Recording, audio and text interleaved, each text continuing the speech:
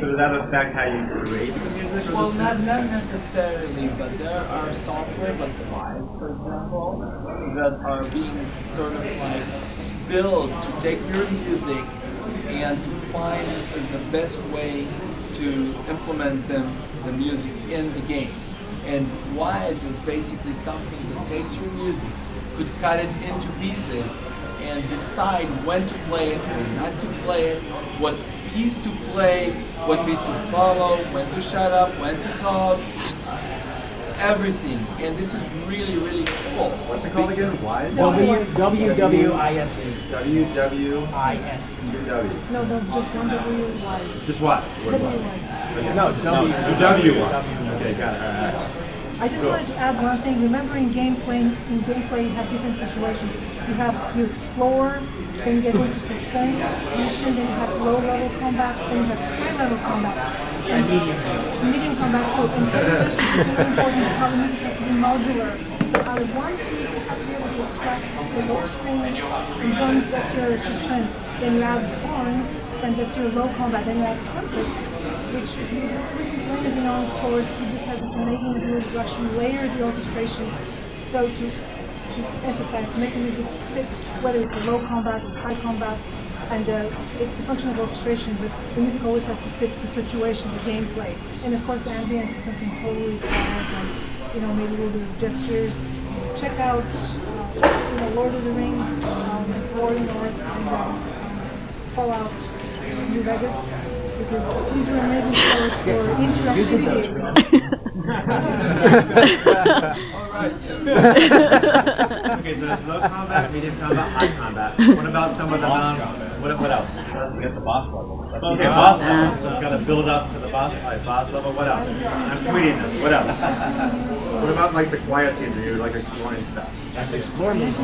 Okay. And there's usually 2 or 3 different levels of explore. Okay. And what about cutscenes where something's Those are all different animals. That's like story level. Yeah. Okay. Yeah, but the easy part. one of the beautiful things with games is this is ever evolving world. By the time that with films, the styles have changed, but the actual technique of scoring, the basic technique just stayed. With games, almost every new game that I'm working on has a different approach to the sound, to the music, to how to implement the music, when to play the music, what kind of tools should we, and it could get very, very technical if you're writing like something that is really, really, really adaptive score. Then you could write maybe 4 or 2 or 8 measures of music that will loop, and then you'll write many layers to it, and they'll choose what to do. And then some other games will just tell you, hey, just write us 2 minutes of music, and we'll just slap it there and play. So it's just so interesting and so innovating the way music is being treated in games. Way, way, way more than music. So is it more fun than movies? I would say that it has, a lot of. For 2 different animals. Exactly, a lot of So just different. Yeah. Alright, so you said definitely yes. Why is it more fun? You compose Pirates of the Caribbean, all Transformers movies, and Sherlock Holmes. So how is that? Orchestrate, sorry. Yeah. No, somehow I felt as a creative artist, the games I worked on gave me a better chance, more chance to explore creative work. I just felt energized, inspired. Also because I was coming from independent films and sci-fi channel films and action films. I really loved working on games. They felt more creatively inspiring, challenging, rewarding ultimately. Okay, why? Because we get to write real pieces of music. You don't have to follow everything of the picture. I mean, you structure the music as a theme with A, B theme, B theme. Compositionally, they were just more interesting. You want to add something to that? Why scoring is more interesting? I don't know if they're more, I wouldn't say more interesting. I would say that in many, many ways they're more challenging. Because sometimes I'm working like with the companies that will tell me like, oh, every bit, like we want this to be exactly this way, or we want it to be this way, and move from A minor to C major here. And really they'll be so specific, and I hate it, but I have to do it. you know, because they're the client. And some other companies will tell me, okay, so we need music for Betrayal. That's it, you know. So it's amazing because these such a huge two, you know, sides of the stick, and you need to be able to cope with each one of them, and I think it's great. So who are you working with at the music publisher, the company? Is it the director of the game, or is it sound audio director? The audio director. Okay, got it. You have to have a conversation with them to get like, or they just say, here's the game, show you some video, make something. Well, what's the usual? We wish. I said we wish. It's from everywhere from sleep, creative control, speaking only for me, to I've actually had a client that came to my studio and sat in the chair next to me while I composed. And then I had to, after I played every note, I had to look out the corner of my eye. Was he like, is he smiling or is he frowning? If he's frowning, I put like, oh no. That note. So it's kind of big range. I mean, that's horrible. I think too much freedom is kind of horrible too, because even though they say, oh, do what you want, like we don't know what we want, they do know what they want. They just don't know how to verbalize it. Right. Many times, and actually sometimes it's better because when you have like a director that also thinks that he's a composer and he's trying to start giving you ideas and stuff, and whatever. But one thing that is really cool, and I remember it when I was working on Fallout 3, I went to the Bethesda people, and I was supposed to meet the people that are doing all the audio. But for some reason I got really drawn to the artists. And the artists there are really sitting and with pencil, believe it or not. No computer, nothing. Pencil. They're just drawing everything. And it's just mesmerizing. I mean, it's amazing because you see, it's the closest thing that you could think in terms of music creating, basically. They are composing the game, and this is what I'm doing. And it's enough to see basically the motion that they're going through, and it's just easier even to look at this rather than looking at the game itself. So this is something that I wish you guys could. And when you work on a film, it's kind of like a set, like, you know, set pieces, but like the theme for the main character, or the theme, and then there's real observance on that. Does that same sort of thing happen in music? And how does that work out? Yeah, I think it does. I mean, because there's always a main character in a game, and there's always an antagonist, usually. So you usually, I mean, a lot of times I like to try to come up with themes that represent both iconic characters in a game. And sometimes that's done before any of the music is written for the game. So you have these theme elements, whether it's a full orchestrated theme or not, you have this theme or motif that you can then weave in and out of the score. So it's definitely there, and I think that helps tie a full score for a game together and help it become relatable to the game player when they're either confronting the antagonist or, you know, being the main character in the game. Do boss levels get a theme? Usually they do. Bigger, badder, louder, and more bass. Also, one really fun thing from a composition point of view is creating a musical signature for the game. And it's nothing, sometimes it's not a theme per se, it's not like even a memorable something that they could drum, but it was something that when you hear it, you know, this is music version. This is God of War. Or it's some kind of a musical signature. Like, for example, I mean, if you saw like Sherlock Holmes, for example, so like the bouzouki thing there is like really like, you know, the signature thing. I mean, it's something really fun because by finding the signature, not necessarily the melodic thematic, by finding the the musical signature, you're almost defining the whole musical world that is going to be associated with the film or the game and stuff. So to me, it's the most challenging but also the most rewarding process. What do you mean the signature? For example, for Raiders of the Lost Ark, is that like, well, what is it for a game? No, actually, that's the melody. theme. Okay. I'm talking about just the sound of the trumpet. Oh, just what the trumpet sounds like. Exactly. Oh, okay. Or how you use it, or how it's Exactly. manipulated. Okay, got it. You want to create, whether it's a sound element or a musical element, you want to create something that's a timbre of some sort. That, like Inon was saying, when you hear that, you know that it's part of that game, that story, or that franchise. I would say usually it's a melody. Well, that's what developers usually usually want. associated with. But if you think about American Beauty, for example, the marimba that Thomas Newman is like is a sound. And Right. it's not much of a melody. Well, I mean, then for- like every Bank of America, for the last 20 years, or Chase used this thing because it's a signature. It's something that you remember, and it more than it's creating more than recognition. It creates a sort of like a feel, Yeah. that you could identify with. Well, and this for is what's so example- cool about signature.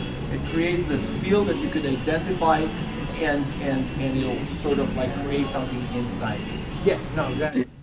For example, with Gears of War, I mean, when creating the main theme for the first one, we were going through 6-7 revisions on the theme. And then, just a small little, I don't even know where the sound came from. I didn't create it myself. I found it somewhere, I modified it, and it was just this wavering type of woo, woo, woo sound in Gears of War. And that became the sound that everybody recognized. My theme that I spent forever writing, waiting 7 or 8 revisions to get approval on, that's not recognizable. But this little element is, now the recognizable sound. And Steve Jablonski ended up using that one element in 2 and 3 to sort of tie them all together. He might have used it in a different way, I'm not sure. But he did incorporate that. I wanted to add to what Inon and Kevin are saying. This is exceptionally important, and I really hope you take it to heart. Today, in this day and age, there is so much music. We're floating in music. There is library music, television, film. And the only way to stand out, the only way to create a sonic signature or sonic identifier, if you wish, a jingle, you have to really think of it as a jingle, is to come up with something that's memorable, that's emotional, that's dramatic, like that flute signature sound. That really people will immediately relate to and remember, because the game developers ultimately want memorability. They want the music to brand the game for what it is and to be memorable, because that's what makes it creatively more exciting. It ultimately becomes about sound branding sound. This, Gears of War is this. Dragon Age is this with instruments. It doesn't have to be a motif. Usually it's a motif or a theme. It could be sound, it could be texture.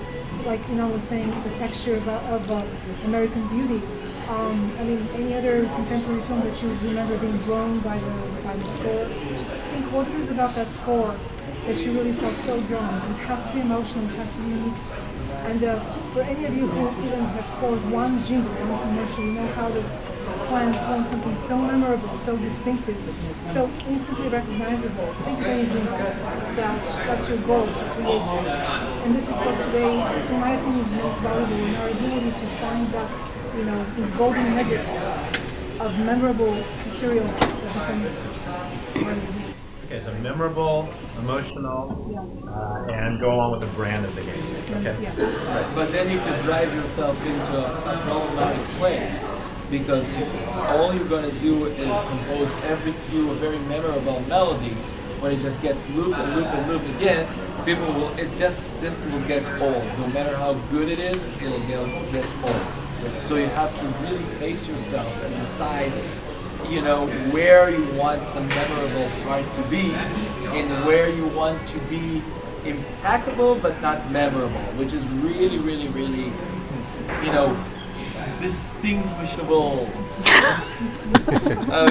Because you really want to impact the emotions in the game or in the movie. You really want to create sort of emotion, but you don't want, in many cases, you don't want people to hear the music, you want them to feel the music. Or more than feeling the music, you want them to feel, period. You know, it could be the music, it could be the music that is being combined with a sound effect. But something there needs to create this, what I always call this, this audio dimension, you know, like the fourth dimension, which is the audio. And that what gives you the emotional dimension. And it's not so much about being memorable, it's more about finding how to write emotion. So you like more the emotion? Okay.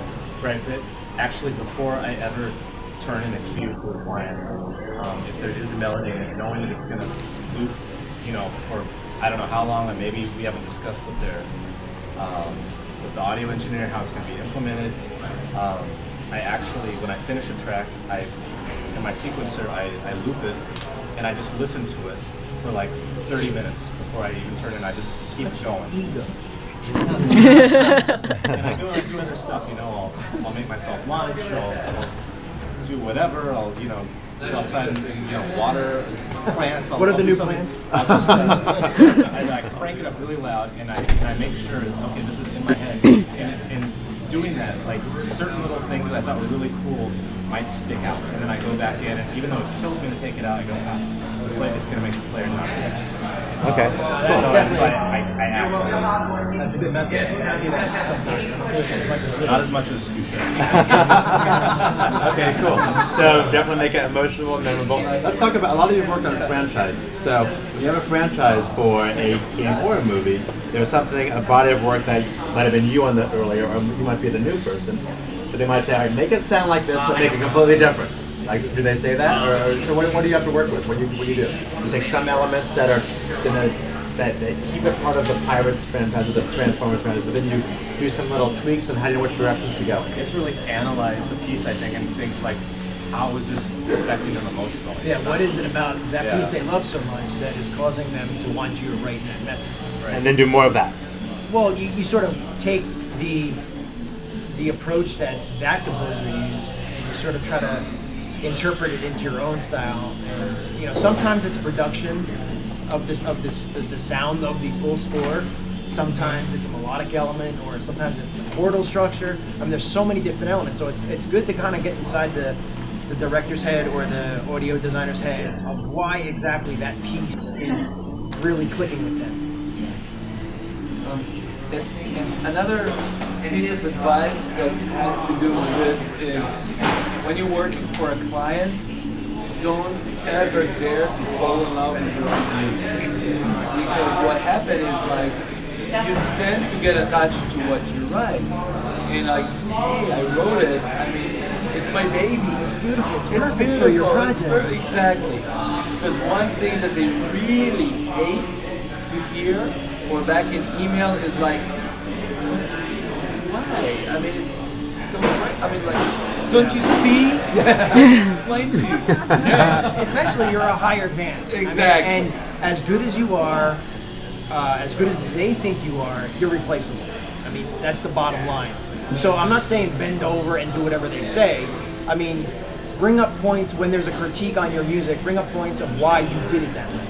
And if why you did it a certain way is substantial to their product, or the point you raise is in line with the story they're trying to convey, usually it's a valid point and they respect you for that. And a lot of the times they'll work around it. But if you just are attached to your music and just say, no, I don't want to change anything, they're going to be like, sorry, there's 20 other people beneath you that are willing to do this for less trouble. And we'll even pay them more. So be friendly and kind of do what they say. Exactly. But sort of like respect their view, have confidence in yours, and be willing to work with them. I mean, like I said, you're a hired hand. You're being brought on because you're talent, but you're not being brought on to do what you think is right 100% of the time. You're brought on to give your voice and experience and lend that to the project. But essentially, it's the end picture is somebody else's baby. So you're Collaborative. Yeah, exactly. You're working together to create this thing. It's not all. And that goes with film, TV, anything where you're all together putting together a final product. Right. I wanted to build upon just for a second. Collaboration is one of the most important, most vital skills all of us have to cultivate. And collaboration is something you don't learn in school. You only learn it in real life, in situations with people. So the ability to understand feedback, to really listen closely, not just think you know what they're saying, but to really understand. The ability to interpret often very inarticulate demands, imposed upon us by non-musicians. The ability, when Cris and Persia working with Ubisoft, sometimes their requests were pretty impossible. We had this joke, the department of impossible demands, because what they wanted really had to be so complicated, but you still have to make it musical, you still have to make it emotional. And your collaborative skills consist of being able to ask the right questions, being humble about, okay, please explain, let's just talk about it. Because a lot of times it's coming at you in a non-musical request. Yeah, and collaborative skills, I cannot emphasize enough how important that is. This and what Kevin has been saying, the power of your vision, the power of your artistry. They trust you because you're an artist. You're an artist. Cris is an artist. They trust that, but you still have to collaborate. And I think it's the balance between the force of personality, the force of your vision as an artist, combined with your exquisite collaborative skills that get cultivated over decades. And I really would encourage you, collaboration is paramount. If you want to be in this business, in the film composing, media composing, transmedia composing, you work with people always. You work with creative people. Let's talk about transmedia because we only have a couple of minutes before we should probably wrap up because the story closes at 9. Yeah. So let's talk about music across multiple properties, not just a video game. Social games are really popular, both on Facebook and even an app like the Angry Birds theme song is really popular. And then there's other, various things that can happen with your music. Whoever's worked on that, can you talk about that? How is, like, say, composing music for an app different from a full-line game versus a web series? Yeah, I mean, I don't have any personal experience working on music for apps or games, but it's like Penka just said, it's the scale of it. It's still the same, but in a smaller package. I mean, whether it's you're getting paid $2,000 a minute or nothing, you still have to be willing to work towards the end project. You can't go into a project or any creative relationship saying, well, I'm going to write what I want, this music's going to sound like this, blah, blah, blah. You have to, like we were just saying, you have to be cooperative, you have to work as a unit and, do everything for the end product. And everybody's going to have different ideas of what's best for that end product, but it's having the wherewithal and the creative awareness of other people's desires to work with the other people. I don't think the demands are any less. No, just because you're either working on, Mass Effect or some iOS game that you think is going to suck. Right. I always treat every project as if it's AAA, because for the developer it is.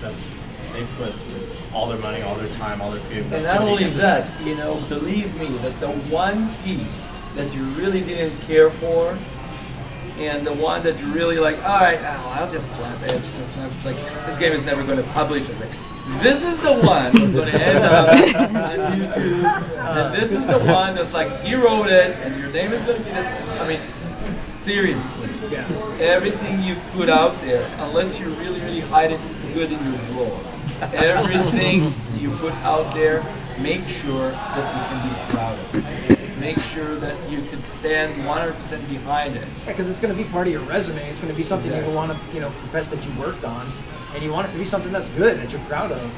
I know guys that worked on independent films, and by watching the films, you can tell they phoned it in. And it's, why would, to me, I don't understand why a composer would do that, or any creator. Why would you even waste your time? Sometimes independent films are extremely low budget, you're not getting paid what you think you deserve, but if you're working on it, you're putting your voice out there. And if that project is out there, other people who can hire you will see that project. So why not put your 100%, 110% into it? To make yourself, if the film or game doesn't go anywhere, you at least have a nice solid piece of demo work that you did. And that's happened a lot in the game industry. I mean, we pitch on thousands and thousands of games, and that music does not go unused. I mean, you can't maybe gear it towards a specific project, but it definitely opens up the eyes of other developers of a certain style that we can write in, or the production quality that we can do. So it's used on other pitches. Cool. We have some time for some questions. We talked about a lot of stuff in typical DigitalLA fashion. We do a lot of content in a short amount of time. But yeah, questions. Can you stand up so people can see you? Sure. Do you have to be familiar with WIs and FMOD as composers, or is it the job of audio implementation? I have no idea. No. I mean, Awareness. it helps a little bit. So when they come back to you with lingo, like, or better yet, at least during a project, ask them, hey, I'm thinking of doing this with music. Can Wise handle this?